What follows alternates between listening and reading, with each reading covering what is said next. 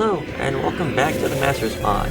Last time we got through Unalaska, and now we have the 3-part Sin sequence, which turns into 4 parts afterwards. So for the first 3 fights, we have the 2 Fins and the Sinspawn. So yeah, read up, and when you're ready, come back. Alright, so the 2 Fin fights aren't that bad at all. They can spam out some good physical damage if your party is a little too slow. But luckily for me, I have Power Break on Waka, so it's really not that big a deal. Only thing is once the core lowers its defenses, then after that it'll do a Gravija, which if you don't have any magic defense, or you don't have Shell or a Magic Break on the thing, then it'll just it'll take down 100% of your HP, as Gravija does. So if you have Magic Break or Shell, or any just random 20% whatever magic defense, then you should be fine.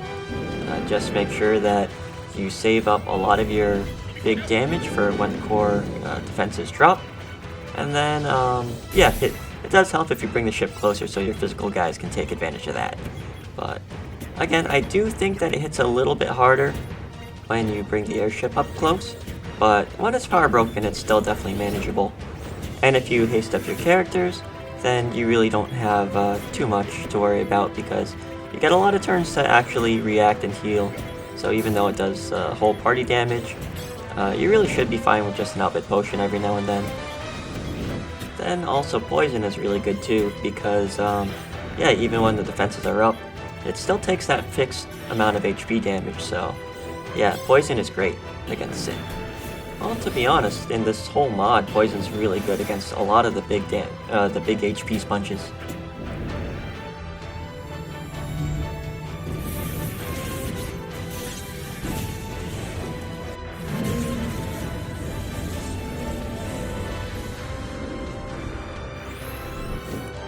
Now, the fight with the Sinspawn is actually really interesting because it also follows a very strict sequence of turns, but in that sequence, the Gravija from the core actually hurts both the core and the Sinspawn too. As long as you get your people to survive, then you can basically outstall this thing. Now, just like the other cores, you do definitely need to either shell up your people or magic break the core.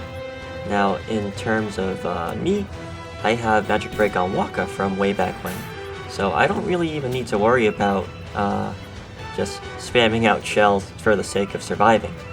Not only that, but the core will throw out a negation right after that big Gravija damage. So you don't have to worry about elements too much, other than just kind of making sure that your guys don't get completely elemented into abyss of not being able to hit or do anything and just taking poison damage. So a lot of what I do at the start is just kind of switching around equipment, going from my big damage from the Sin Fins to more of the ailment protection stuff. Then a Silence Buster on the Sinspawn can really help if it turns out that you'll get the White Wind turn right before it casts Water. You can do a Null Tide instead with Yuna. That usually takes care of it. But sometimes when it throws out the Venom, it'll confuse. Just know that that negation is coming. So if it's on a very slow person that gets confused, take a look at the turn order. Have the negation heal out your bad status effects too. But for my situation specifically, hasting up Waka, making sure that he gets the magic break on the core, and then maybe a silence on the Sinspawn. That's really all that we need. And if he switches out, then you won't get affected by the negation, so he keeps his haste, and that usually keeps us in a good spot. If you really want to speed up the fight a little bit, you can throw out a zombie attack on the Sinspawn, so that way it'll take damage on the White Wind. It'll still get rid of the status effects and stuff, but it will take that quad 9 damage instead of healing, so hey, that works out too. The scan text also said that you can bait it out early, so I'm not sure if that would be by throwing out your own demi, so I don't know if anyone wants to test that out and comment, that would be awesome, but it's not that big a deal if you have Magic Break on Waka. The only catch is when the core is alone, it'll start throwing out triple Firagas. So yeah, definitely get Yuna out there to Mano Blaze because it is kind of funny being like, hey, now we're home free, just take out the core, and then you get nuked by triple fire. So yeah, just take that with a bit of a grain of salt. Now that once the Sinspawn's out of the way, the fight's not over. It's pretty much over, but it can catch you by surprise. Now I guess the last thing to note in these fights are that the first two Sin fights don't give any AP in this mod, but the last one with the Sinspawn and the core do. So for the sake of my pride, I always try to finish out my fights with the full party. But yeah, if you really want to get through it as a minimalist, then really all that you need is that last fight for everybody to get their turn and survive. But after that, we do get a bit of a break. So just check out those armor drops or weapon drops that you got from the Sin fights, because they might be pretty good. But then also, definitely make sure to level up in between this fight and the next, because you're going to need all the stats and all the speed that you can possibly get with the Overdrive Sin fight.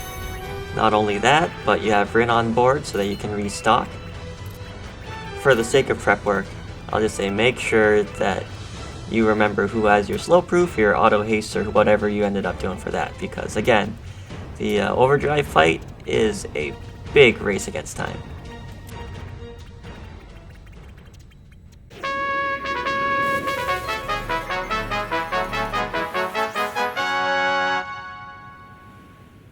Now, I'm just gonna say that the scan info is lying to you. It doesn't counter every 4th turn with slow. It counters every 4th turn after the 1st with slow.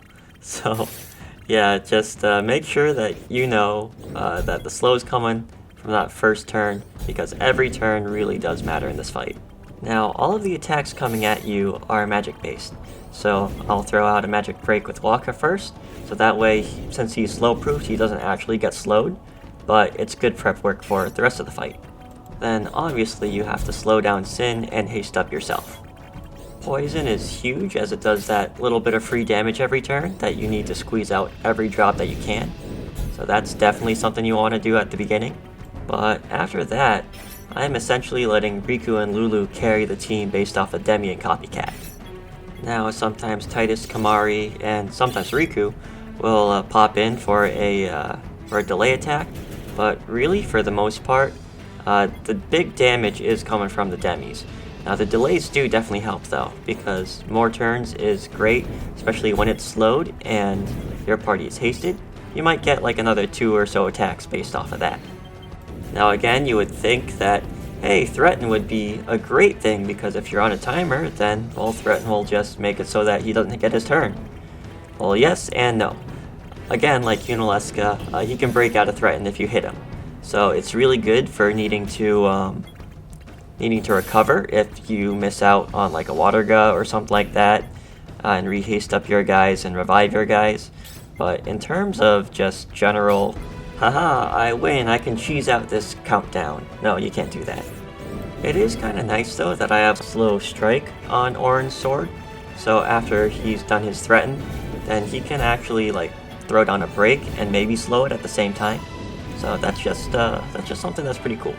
Just be careful when his turn does come up, because if he throws a negation or a big squad attack or party attack, then for me at least, I want to make sure that Lulu doesn't have curse, because her overdrive matters a lot. And then also if anybody gets zombified, that's horrible too. Then finally, for defensive prep, whenever its turn comes up, you can definitely throw a Null Tide on there with Yuna, so that way when it throws out a triple Water Gu, your guys don't have to worry about that at all either. But the main thing with this fight, at least that's carrying me gear-wise, is Lulu has slow proof, and she also has SOS overdrive. So that plus Riku and whoever is on third pulling support with extra copycat demis and just chugging ethers like candy, then really that's what it's gonna take. Then my final backup plan is Zombify. So you can either have Orin zombie attack, or if you get a weapon drop that has zombie touch on it, that will work too. So really, once he's zombified, if you can just chuck out all the Phoenix Downs or the X Potions or the Elixirs or whatever, but I just barely did not need to do that. Even so, it did come to the very last turn, so very, very well done, Mr. Modder. But now that we've gotten through all those fights, really there's a lot of good choices that we can make now, because if you remember from the Finn fights, we got return spears and level break spears. So again, we only got the level 4s, and some of the ones that you kind of want to break are level 3s, and if I remember right, you're not getting any level 3s, so don't hold out for them. These ones that you get now are really all that you're gonna get.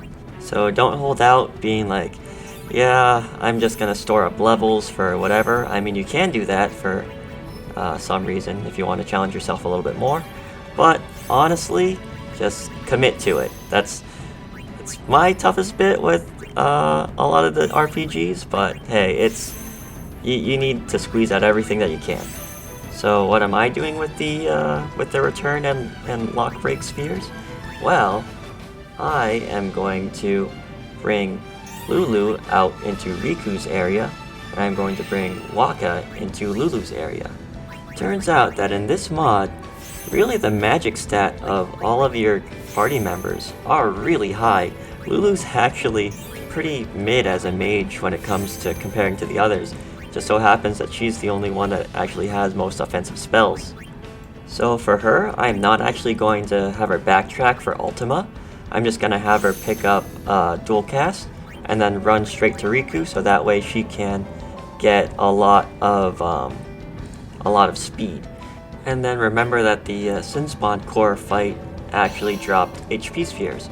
So with that, I'm spreading them along, like one to Titus, one to Kimari, but I'm giving the lion's share of them to Riku. So Riku won't die nearly as easily, and then also Lulu will get that HP as well. But when it comes down to it, Lulu really can only get Drain and Osmos from Waka's path. So I have that one last black magic sphere that I'm going to use for her to get Osmos. So that way, when her double cast runs out of MP, she can get one of those real quick without wasting a turn. But then, in terms of all the other stats, like Waka's pretty slow, so she doesn't really want to go through that way. But Waka going down the dual cast route is really good, because then he can actually go and maybe pick up Ultima on his way.